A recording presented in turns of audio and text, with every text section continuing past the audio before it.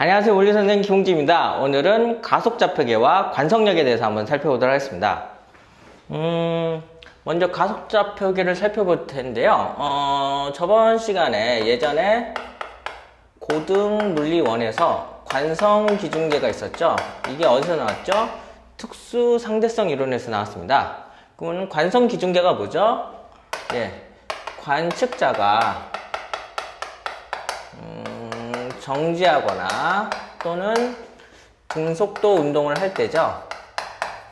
이거를 이러한 그때의 좌표계를 우리는 관성기중계라고 합니다.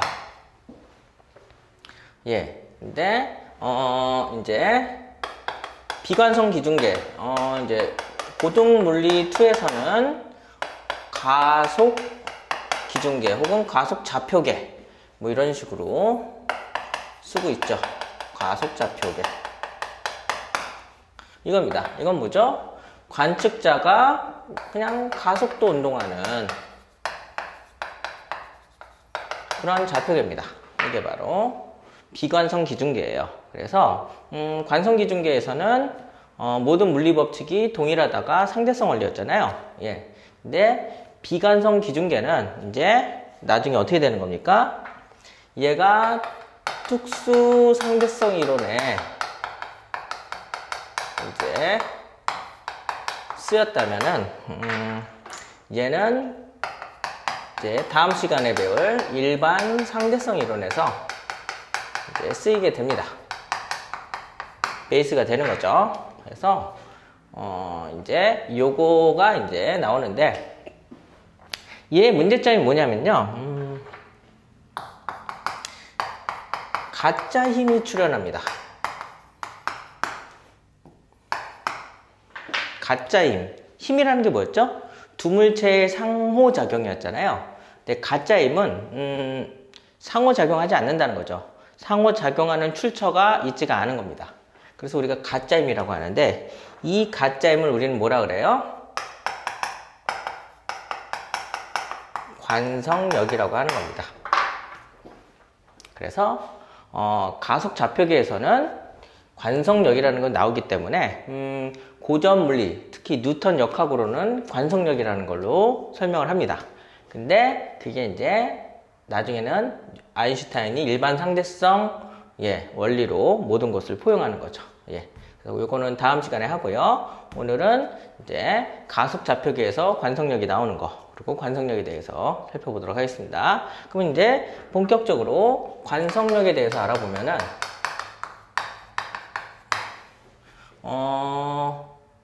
요즘은 이제 영어 필기체를 잘 안 쓰는데 영어 필기체의 대문자 F예요. 힘인데 그러니까 보통 우리가 F를 힘으로 쓰잖아요. 근데 가짜 힘이기 때문에 이렇게 필기체 F로 쓰는 겁니다. 그러면은 이건 뭐죠? 비관성 기중계 혹은 가속좌표계에서의 나오는 가짜 힘입니다. 힘의 출처가 없어요. 그냥 눈에 보이기만 해요. 그래서 공식은 이래요. 질량 곱하기 가속도인데 여기에서 중요한 점은 마이너스가 붙습니다. 그러면은 이때의 가속도는 뭐냐는 거죠. 이거는 정지라고 하지 않고 관성 기중계의 값은 관측자의 가속도입니다. 즉 정지하거나 등속도 운동하는 사람이 봤을 때의 가속도의 반대 방향으로 힘이 생깁니다. 왜 그런지 보죠. 이런 칠판 지우개가 있습니다. 칠판 지우개는 지금 정지한 제가 봤을 때 어떻게 하고 있죠? 정지하고 있습니다. 그러면 R자의 0이에요. 정지한 저도 관성기중계고 관성기중계인 제가 봤을 때 얘는 R자의 0입니다. 근데 제가 등속도로 이렇게 가면서 얘를 본다고 해봅시다. 등속도로 가면서 얘를 보면 어떻게 돼요? 역시 R자임은 0입니다. 왜 그렇죠? 제 운동 방향의 반대 방향으로 일정한 속도로 가고 있기 때문에 R자임은 0인 거죠. 그래서 여기까지는 아무 문제가 없습니다. 그래서 관성 기준계에서는 아무런 문제가 없는데, 문제는 뭐예요? 제가 급출발을 한다고 쳐보세요. 급출발을 하면서 얘를 보면 어떻게 돼요? 제가 보기에는 얘가 급출발하는, 즉 무슨 운동이죠? 가속도 운동을 한다는 거죠. 가속도 운동을 하니까 마치 제 입장에서는 이 칠판 지우개가 힘을 받는 것처럼 보인다는 거죠. 근데 힘을 어디로 받아요? 솔직히 제가 급출발을 했다는 것은 제가 저의 운동 방향으로 정지하고 있었으니까 운동 방향으로 힘을 준 거죠. 근데 그래서 그렇기 때문에 저희 운동 방향으로 가속도가 생겼던 겁니다. 근데 제가 칠판 지우개를 봤을 때 칠판 지우개는 마치 저희 운동 방향의 반대 방향으로 힘을 받았고, 그래서 그쪽 방향으로 뭐가 생겼다는 거예요? 가속도가 생긴 것처럼 보이는 겁니다. 이거는 보인 거지 얘가 실제로 힘을 받은 건 아니잖아요. 얘는 그냥 관성 기준계에서 보면은 정지하고 있는 거잖아요. 근데 마치 운동하고 있던 가속 좌표계에 있던 제가 얘를 봤을 때는 얘가 운동하는 것처럼, 어떤 운동이요? 가속도 운동하는 것처럼. 가속도 운동을 한다는 것은 알짜 힘이 0이 아닌 힘을 받고 있다는 거죠. 그래서 얘는 가짜 힘을 받고 있는데 그 가짜 힘이 바로 뭐예요? 관성력이라는 겁니다. 그래서 뉴턴 역학을 비관성 기준계, 즉 가속 좌표계에서도 설명하기 위해서 나온 일종의 가짜 힘인 거죠. 그래서 요거의 예들을 한번 살펴보도록 하겠습니다.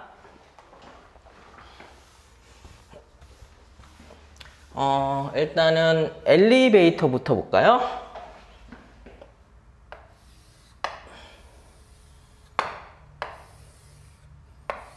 네, 이렇게 돼 있으면은 여기에 이제 용수철을 다는 겁니다. 용수철을 달아서 용수철을 다합니다. 근데 얘가 이제 등가속도로 위쪽으로 가고 있다고 쳐보세요. 요 하나의 개가, 엘리베이터가 이제 위로 등가속도 운동을 한다고 생각을 해보세요. 그럼 얘가 어떻게 되냐는 거죠. 그럼 얘가 받는 힘들을 찾아보시죠. 당연히 중력이 있었겠죠. 그 다음에 그래서 여기다가 일단은 힘을 먼저 찾을게요. 그러면 얘가 이쪽으로 힘을 받습니다. 힘을 받으니까 여기서 이제 장력이 있겠죠. 예. 그래서 이렇게 되고, 근데 첫 번째 정지한 관측자가 봤을 때, 요 밖에서 정지한 관측자가 봤을 때는 어떻게 되냐는 거죠. 그럼 이 사람은 뭐죠? 관성기준계죠. 관성기준계니까 이 사람이 보기에는 어떻게 되는 거예요? 알짜 힘은 장력하고 중력이 이렇게 차이가 발생하지만 궁극적으로 엘리베이터랑 하나의 개이기 때문에 가속도 운동을 합니다. 그리고 질량은 뭐 m이겠죠. 얘의 질량은. 뭐 이렇게 되니까 따라서 어떻게 돼요? 장력이 이렇게 됩니다. 그러면은 이 물체 입장에서는 장력이 이쪽으로 작용하지만 용수철 입장에서는 어떻게 돼요? 당연히 이쪽 아래로 작용하고, 그러면 이 힘이 무슨 힘으로 되는 거예요? 탄성력이 되는 거죠.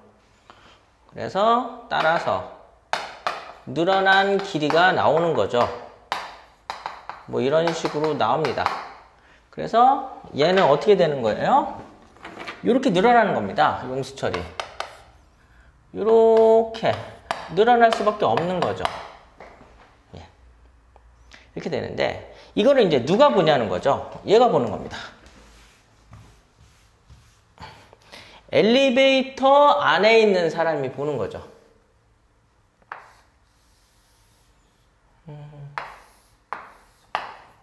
그래서 여기 이렇게 역시 매달았다고 치고, 요번에는 요 안에서 같은 게 안에 있는 사람이 보는 겁니다. 똑같은 등가속도 운동을 하고 얘는 가속 운동을 하죠. 그래서 얘는 뭐죠? 가속 운동을 하는 관측자, 비관성 기준계 혹은 가속 좌표계인 사람이 봤을 때를 이제 생각을 해보자는 거죠. 가속 좌표계에 있는 사람은 어떻게 되는 거예요? 본인이 힘을 받고 있다고 생각하지는 않습니다. 즉 가속도 운동을 한다고 생각하지 못하는 거죠. 그런데 일단 얘가 받는 힘은 뭐가 있죠? 충력이 있죠. 당연히 장력이 있겠죠. 장력이 있는데 얘가 갑자기 늘어나는 거예요. 얘가 갑자기 늘어나는 겁니다. 원래 늘어나야 되잖아요. 예, 관성기준계나 가속좌표계나 예, 결과는 같아야 돼요. 예, 그래서 늘어났다는 거죠. 그럼 왜 늘어났냐는 거죠. 아, 이쪽 방향으로 관성력이 작용을 했다는 거죠. 그래서 늘어나서 정지 상태로 있는 거죠. 등가속도 운동하니까 늘어나서 정지 상태로 있기 때문에 여기서의 알짜힘을 구해보면은 가속 관측자의 알짜힘을 구해보면은 어떻게 돼요? T 마이너스 mg 마이너스 관성력이 오는 겁니다. 근데 이게 0이 되는 거죠. 그래서 아까 얘는 뭐라 그랬었죠? MA라 그랬었죠? 마이너스 부호는 일반적으로 붙여주는 거고요. 따라서 똑같습니다. 결과가 똑같아요. 결과는 똑같습니다. 그리고 얘가 뭐가 되죠? KX가 돼서 뭐 X도 역시 똑같은 결과가 됩니다. 이렇게 되는 거고. 그래서 가속 좌표계에 있는 사람은 아래 방향으로 관성력을 받는다고 느끼는 거죠. 왜냐면은 늘어났으니까요. 예. 근데 실제로는 알짜힘은 위로 받고 있는 거죠. 예. 그래서 이렇게 되는 게 이제 관성력이죠. 또 다른 예를 들어보도록 하겠습니다. 또 엘리베이터로 가죠.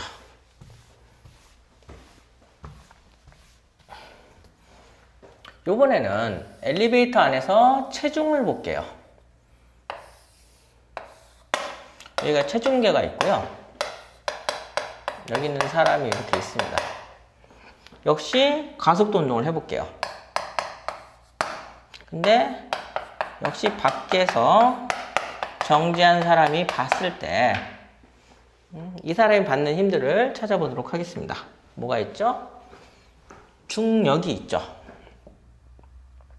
중력이 있습니다. 왜 안 내려가죠? 수직항력, 저울이 사람을 받치고 있는 겁니다. 그랬을 때 관성기준계라고 얘기해도 이 사람이 보는 거라고 이제 아시겠죠? 관성기준계에서의 알짜힘을 구해보도록 하겠습니다. 어떻게 되죠? 수직항력 마이너스 mg.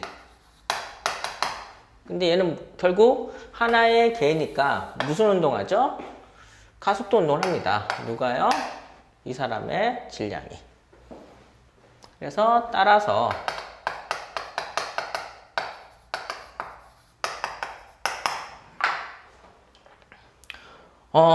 우리가 보통 몸무게라고 하는 것은 수직항력을 의미하는 겁니다. 그래서 이렇게 체중계에 올라갔을 때 더 힘을 주면은 체중계가 더 이게 눈금이 커지고 체중이 더 늘어나잖아요. 그만큼 이게 증가한 거죠. 그렇게 되는 거고, 그래서 이 부분을 우리는 뭐라 그래요? 그러니까 우리가 흔히 얘기하는 몸무게는 수직항력이고요. 이거를 G'이라고 하고 겉보기 가속도라고 합니다. 그럼 얘는 겉보기 중력이 되겠죠. 중력이라고 하는데요. 뭐 그냥 관성기준계에서는 편하게 가속도 운동을 했기 때문에 수직항력이 증가했다. 그래서 마치 몸무게가 늘어난 것처럼 보인다. 이렇게 생각하시면 되고요. 근데 여기 이제 비관성 기준계로 올게요.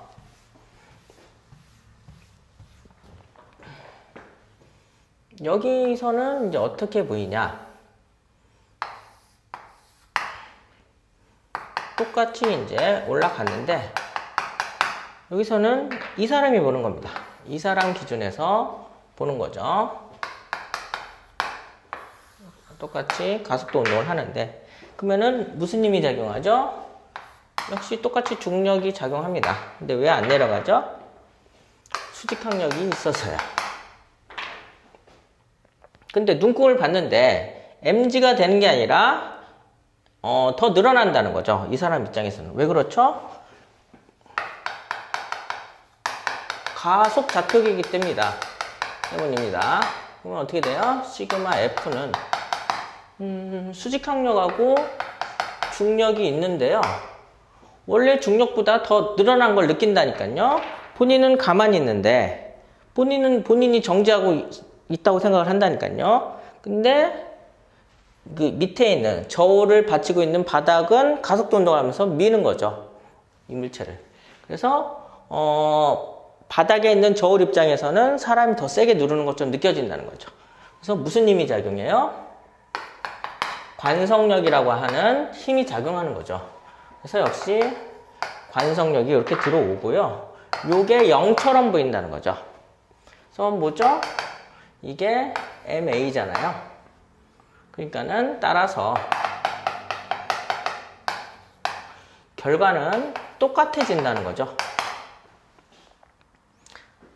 그래서 관성 기준계를 보나 비관성 기준계, 즉 가속 좌표계를 보나 결과는 똑같습니다. 근데 이거는 누가 본 거예요? 여기서는 가속도 운동하는 애가 본 게 가속 좌표계고, 이렇게 정지한 사람이 본 게 관성 기준계, 혹은 이 사람이 등속도 운동을 한다던가 이랬을 때 분석 결과는 다르지만 분석 과정은 다르지만 결과는 똑같습니다. 똑같은 거예요. 그래서 마지막 예를 하나 더 들어보도록 하겠습니다.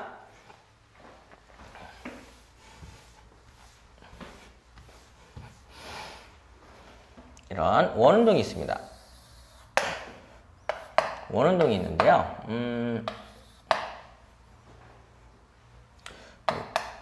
심하게 사람을 돌려볼게요. 예. 뭐 이럴 가능성은 없지만 이 사람이 직접 돌아야 될 것 같아서요. 그러면은 이것도 두 가지로 해석을 해볼게요. 첫 번째, 이 돌리고 있는 사람은 정지하고 있죠. 그 다음에 이 사람은 등속 원운동을 한다고 해도 가속도 운동이죠. 속력은 일정하지만 속력의 방향이 계속 바뀌기 때문에 가속도 운동이 맞습니다. 그래서 이 사람은 관성기준계, 이 사람은 비관성기준계, 즉 가속 좌표계죠. 그럼 이 사람부터 한번 분석을 해볼게요.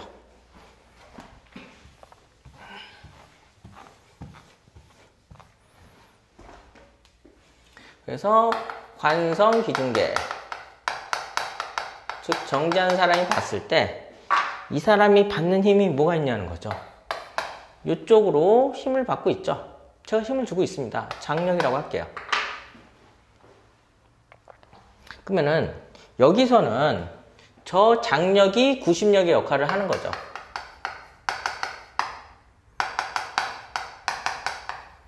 구심력의 역할을 합니다. 그래서 F는 장력이고, 구심력의 역할을 하니까 어떻게 돼요? 질량 곱하기 구심 가속도죠. 그래서 얘가 구심력이 되는 겁니다. 근데 구심 가속도가 어떻게 되죠? R분의 V제곱 또는 R 오메가 제곱 뭐 이런 식으로 되는 거죠. 그래서 뭐 여기 속도가 V라고 하면은 수직이어서 등속 원운동을 했던 거죠. 근데 여기서 이제 가속 좌표계, 즉 비관성 기준계에서는 이제 어떻게 되냐는 거죠.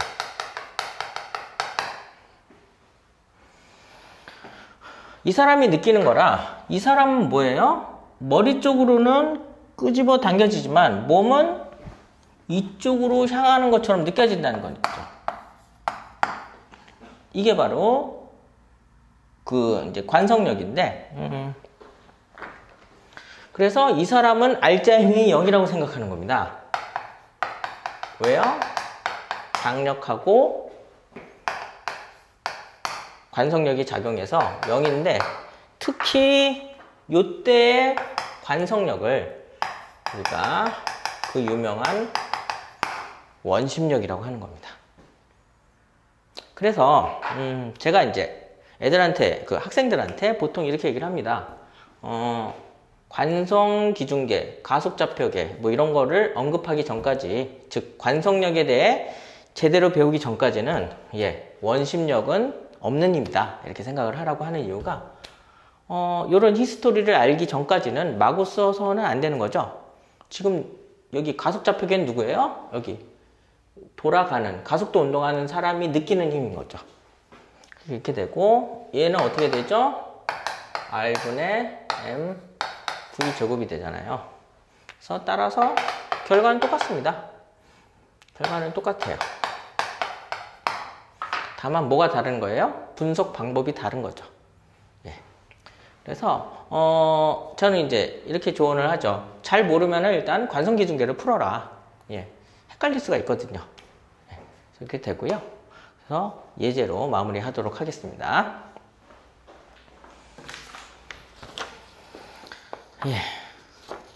예제는요, 2022 수능 특강 물리학 2 60페이지에 있는 문제 2번입니다. 그림 가와 나는 각각 등가속도 직선운동하는 버스 안에 정지해 있는 관찰자와 지면에 정지해 있는 관찰자가 질량이 m인 추에 작용하는 힘을 분석한 것을 순서 없이 나타낸 것이다. 가와 나에서 버스의 가속도의 크기는 a이고 실이 추를 당기는 힘의 크기는 t이다. 그래서 옳은 것을 골라라. 보시죠. 그래서 원래 버스에서도 많이 얘기가 나오는데요. 예제로 풀려고 제가 이렇게 남겨놨었는데 이제 풀어보도록 하겠습니다. 지금 가에서 어떻게 표현하고 있죠? 지금 가에서 가속도 운동을 하고 있습니다. 이쪽으로. 근데 버스 손잡이가 이렇게 되는 거죠. 근데 가는 관성기중계예요. 누가 본 거죠?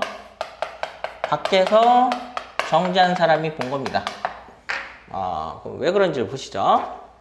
일단은 이게 하나의 개죠. 하나의 개여서 가는데 왜 이쪽으로 가속도 운동할 때 손잡이가 이쪽으로 오냐는 거죠. 그러면은 손잡이에 작용하는 힘들을 찾아보세요. 중력이 작용하죠. 근데 왜 안 내려오죠? 장력이 이쪽으로 작용을 하죠. 그럼 R자임이 어떻게 생겨요? 힘이 방향이 나란하지 않으니까 평행 사변형으로 형법으로 이쪽으로 R자임이 생기죠.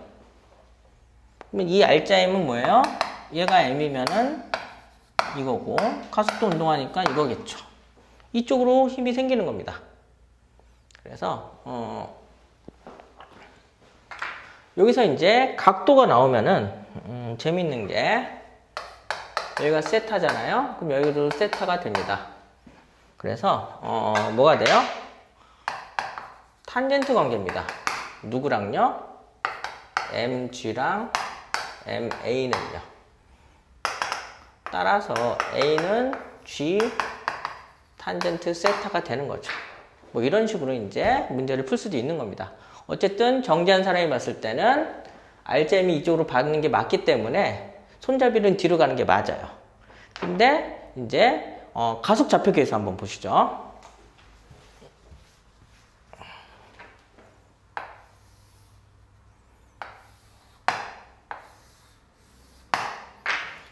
이쪽으로 이제 가속도 운동을 하잖아요. 이것도 하나의 개예요. 근데 여기서 이제 이렇게 되는데 이 안에서 앉아있는 버스 안에 있는 사람이 보는 거죠. 이 사람은 가속도 운동을 하고 있죠. 이 사람이 보기에 어떤 힘들이 있는지 보시죠. 이게 나 그림이죠. 일단 중력이 작용합니다. 장력은 이쪽으로 작용하겠죠. 근데 이 사람은 본인이 가속도 운동을 하는지를 모른다니까요. 그래서 멀쩡히 똑바로 있어야 되는 손잡이가 갑자기 뒤로 간 거예요. 그래서 얘가 뒤로 힘을 받았다는 걸로 느끼는 거죠. 느끼는 겁니다. 근데 그 힘의 크기가 얼마예요? 요 가속도하고 반대 방향으로 작용한다는 거죠. 대신 이 힘의 크기는 어떻게 돼요? 얘랑 평행사변형법으로 한 애랑 크기는 같아야 된다는 거죠. 그래서 역시 뭐예요? 요 각도가 세타면은 여기도 세타가 돼서 가속도의 크기는 똑같이 구할 수 있습니다. 제가 계속 강조하는 게 뭐죠? 결과는 같다는 거예요. 분석 방법, 즉 접근 방법이 달라서 그렇지 결과는 같다는 겁니다. 그래서 가속도 운동하는 좌표계에서도 설명할 수 있게 이제 관성력이라는 걸 쓰는 겁니다. 그랬을 때 이제 보기에서 옳은 것을 골라보도록 하겠습니다. 기억.